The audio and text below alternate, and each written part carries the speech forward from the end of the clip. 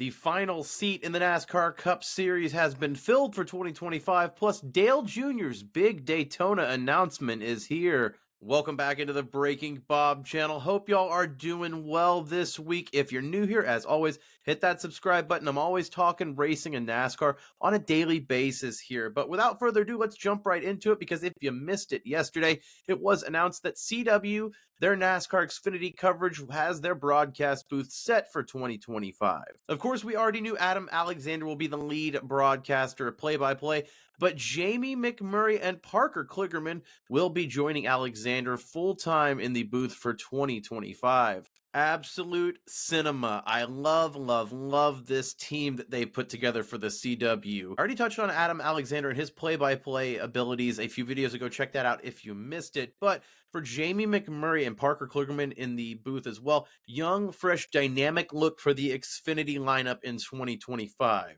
Parker Kligerman has been great in his pit reporting role with NBC. Of course, he's a part-time driver, just giving up his full-time duties in the Xfinity series in 2024. He also understands the media side, not only with NBC, but has his Money Lap podcast as well. If you ask me, Jamie Mack has been passed up one too many times as an analyst role at Fox. Of course, he's in the studio there, but you've got Clint Boyer in the booth alongside Kevin Harvick. I think that Jamie Mack would bring a lot of insight. So Fox's miss is a CW gain for Xfinity fans in 2025. A lot of different storylines this year included a stacked rookie class for 2025, and now you've got a great broadcast booth there with Adam Alexander, Parker Kligerman, and Jamie McMurray. So looking forward to that. Let me know your thoughts down below about that Xfinity booth. Before we get into our main stories today, a new rule from NASCAR comes down in the Cup Series. Jerry Jordan reports that NASCAR will require teams to install a GPS antenna on their cars for 2025. Now,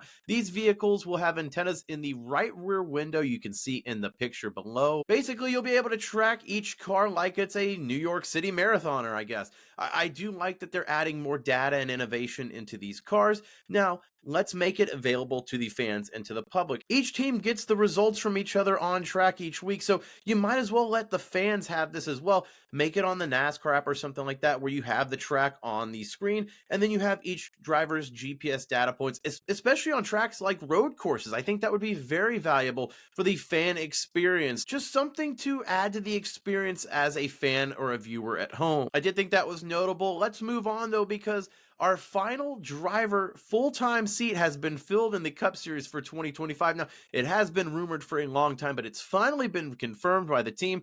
Rick Ware Racing will have Cody Ware return into that number 51 Rick Ware Racing Mustang full-time in 2025. Billy Plorn will crew chief that 51 team as well. Cody Ware, of course, the son of owner Rick Ware, took a little bit off after some legal off-the-track issues, but is back. He did a few races, 9 starts in 2024, including, yes, a P4 in the Daytona Summer Race. So Cody Ware getting back in that Rick Ware 51. Of course, they have an alliance with RFK Racing. They actually loaned one of their charters out to them for that third car with Ryan Preece. So there is a alliance there with RFK and Rick Ware Racing. You saw that team take a step up in speed last year with, yes, it was Justin Haley to start it and then Corey LaJoie to finish it.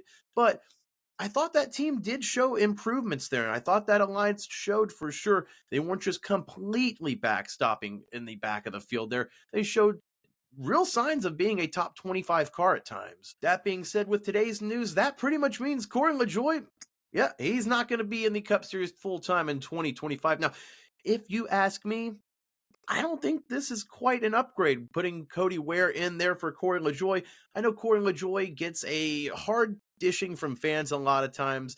I know he didn't have a great 2024 campaign with a lot of incidents on track, but Corey LaJoie, fan-friendly, sponsor-friendly, and he didn't have a big performance drop in that 51 when he took over for Justin Haley in that driver swap with Spire Motorsports. So let me know your thoughts down below, but I personally, I don't really think this is the right direction for Rick Ware Racing moving forward, putting Cody Ware back in the car full-time, but what do I know? I'm not a Cup Series owner. And speaking of Cup Series owners, Dale Earnhardt Jr., that has a nice ring to it. It's been rumored for years that Junior Motorsports wants to get into the Cup Series, but those charter deals, they're tens of millions of dollars, and they don't want to spend that money. But you don't have to spend tens of millions of dollars for a Daytona 500 entry, and that's exactly what we've got. Dale Jr., Kelly Earnhardt Miller, And the Junior Motorsports team is making their debut in the NASCAR Cup Series at the Daytona 500 with an entry backed with Justin Allgaier as the driver and Chris Stapleton and Traveler Whiskey on as the partner and sponsors for this car. Dale Earnhardt Jr.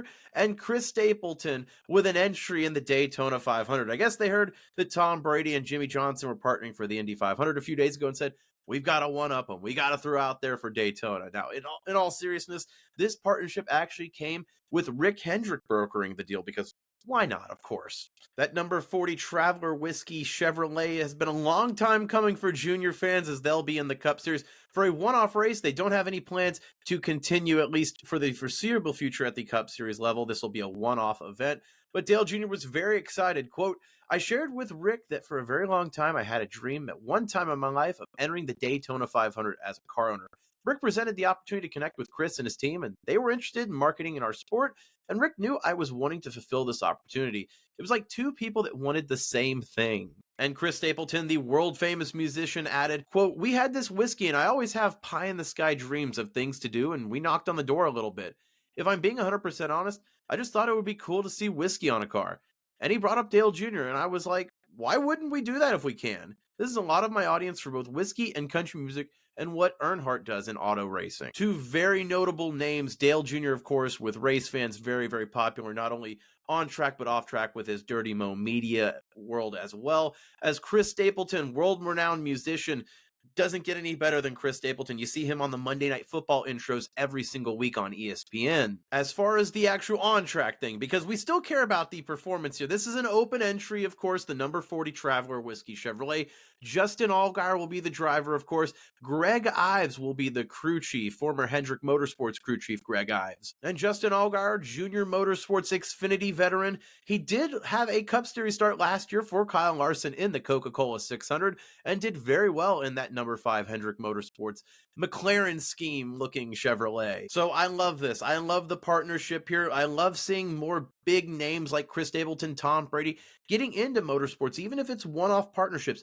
It does nothing but bring eyeballs to NASCAR and the sport. And with Daytona 500 being right after the Super Bowl, you know Fox is going to want to roll that coverage straight into one another. It's perfect for them and for NASCAR fans. Embrace this because it is good for the sport having someone like Chris Stapleton in it. But let me know your thoughts down below. Could Dale Jr. be back in Daytona victory lane with Chris Stapleton of all people? A lot of news today. Like this video, subscribe to the channel. It helps me out a ton if you're new here. As always, though, thanks for watching. We'll see you next time here at Breaking Bob. See you then.